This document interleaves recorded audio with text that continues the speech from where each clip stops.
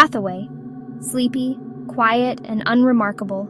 Nestled between rolling hills, it was the kind of town where everyone knew my name, where I left my doors unlocked.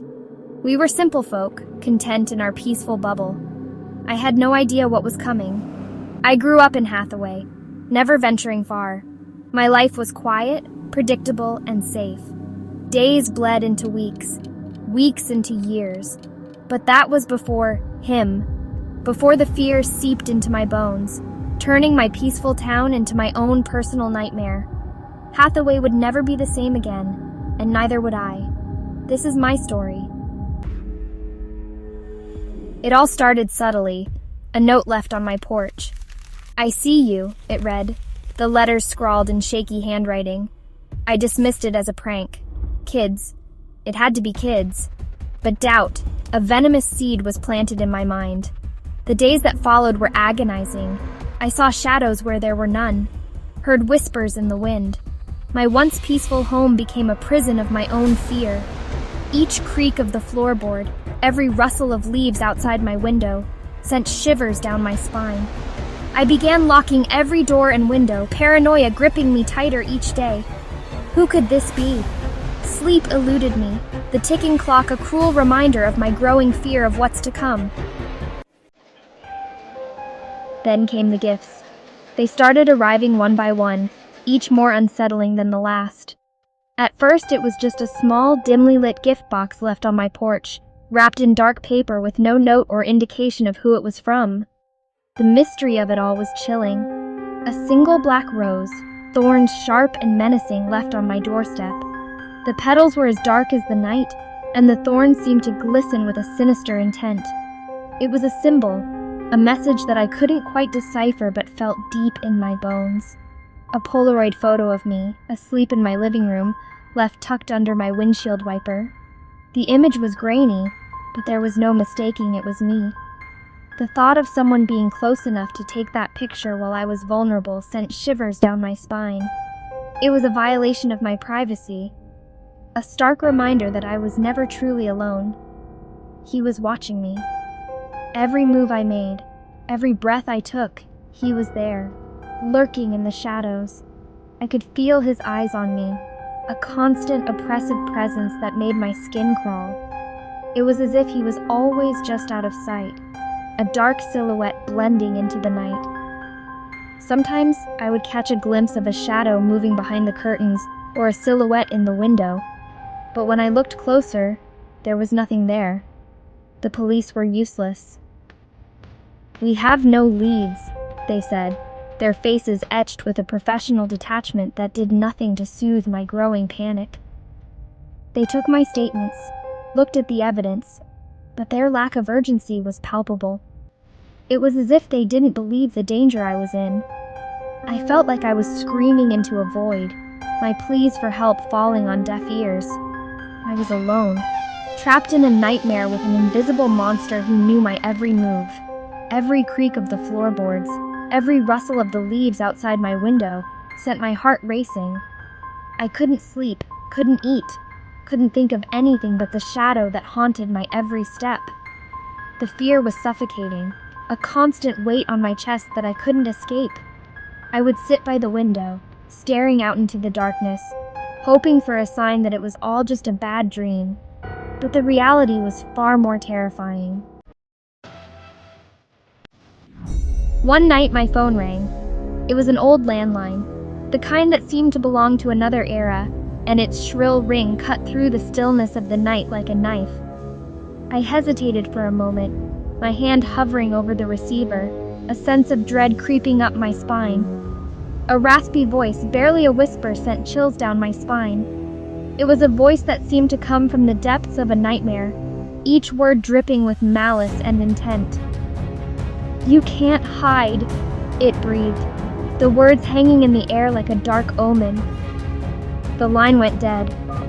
I stood there, the receiver still pressed to my ear, listening to the silence that followed. It was a silence that felt heavy, oppressive, as if the very air around me had thickened. I could feel the weight of something unseen lurking in the shadows. I ripped the phone cord from the wall, the plastic snapping like a twig. Silence. But this silence was different. It was charged with a sense of impending doom. My heart pounded in my chest, each beat echoing in the quiet room. The air felt thick, almost suffocating. But the silence was somehow louder, more menacing. It was as if the very walls were closing in on me, the darkness pressing down, suffocating. I could feel the weight of unseen eyes watching, waiting. Every shadow seemed to move, every creak of the house a whisper of his approach. The fear was a living thing now, coiling around my throat, squeezing the air from my lungs. It was a primal fear, one that reached deep into my soul and took hold, refusing to let go. I was drowning in it, suffocating under the weight of his unseen presence. Every shadow seemed to move, every creak of the house a whisper of his approach. I was trapped in a nightmare, one that I couldn't wake from. The darkness was alive, pressing in on me, suffocating me with its weight. I knew then with chilling certainty, this was far from over.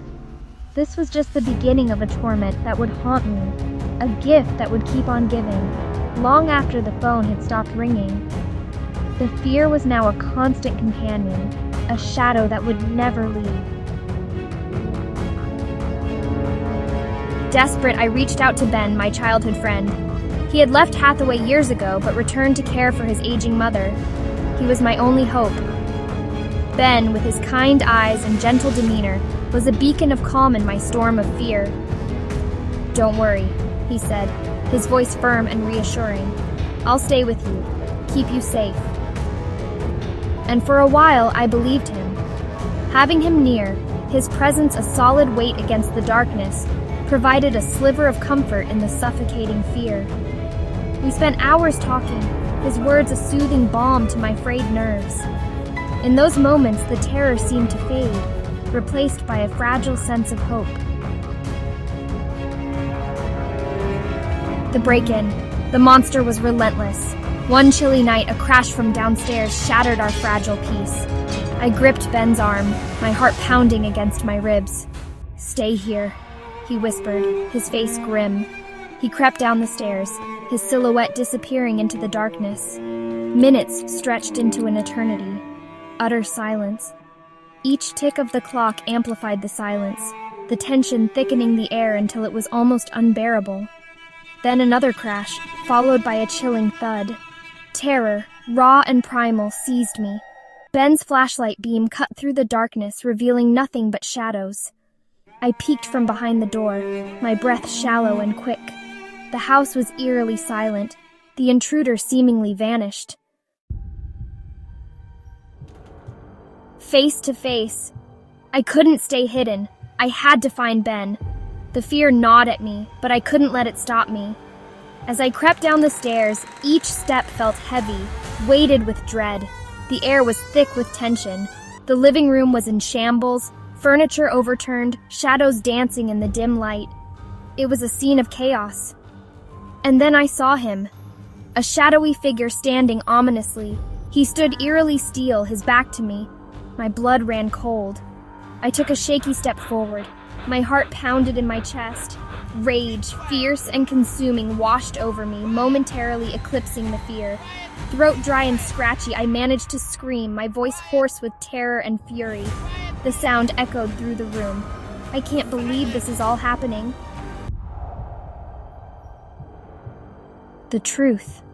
The room was eerily silent, the only sound being the faint rustle of leaves outside.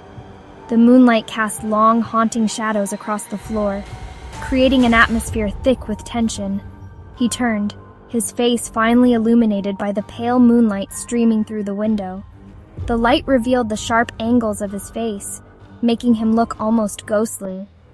He turned his head towards me in one sharp motion, his face finally illuminated by the pale moonlight streaming through the window. The light revealed the sharp angles of his face, making him look almost ghostly. My blood turned to ice. It was Ben. The realization hit me like a freight train, leaving me paralyzed with shock and disbelief. His eyes, usually so kind, were wild, his face contorted in a grotesque mask of rage. It was a side of him I had never seen before, a side I never knew existed. In his hand he clutched a long serrated knife. The blade glistened ominously in the moonlight, a stark contrast to the darkness that surrounded us. "Ben?" I whispered, my voice barely audible. The word hung in the air, heavy with fear and confusion. I could hardly believe what I was seeing. He took a step toward me, and that's when I saw it. His movements were slow, deliberate, as if he was savoring the moment.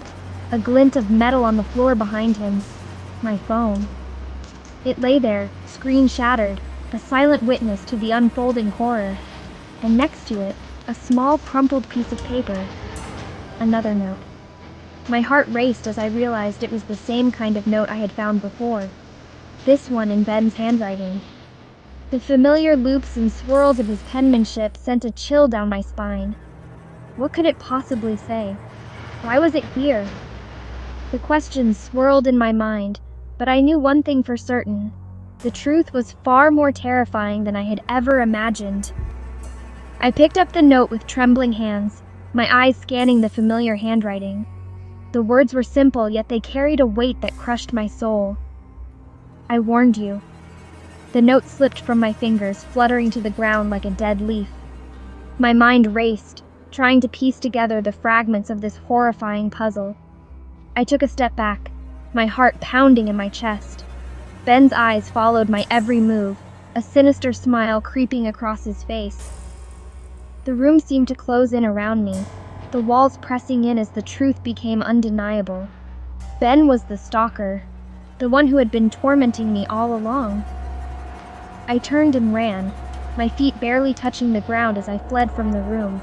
The sound of my own heartbeat echoed in my ears, drowning out everything else. The hallway stretched out before me, a seemingly endless tunnel of darkness and moonlight. I didn't know where I was going, only that I had to get away. I found a corner to hide in, my breath coming in ragged gasps. The reality of the situation crashed down on me, and I knew I had to find a way out, a way to survive. But how? Surely this was not the end. So then a chilling whisper, "I've always been watching," lingered in the air as if it were spoiled leftovers. So there he was, standing a once beautiful soul, now dark, watching my every move. Suddenly, a flicker of light cuts through the darkness, illuminating the stalker's face for the first time. Then a wild thought crossed my already frazzled mind. He must have had help. We were together the whole night. In the midst of my analysis, he spoke grimly. Sometimes the greatest threats come from those we trust the most. Thank you all for watching. Please leave us a comment and don't forget to like and subscribe for more chilling frights.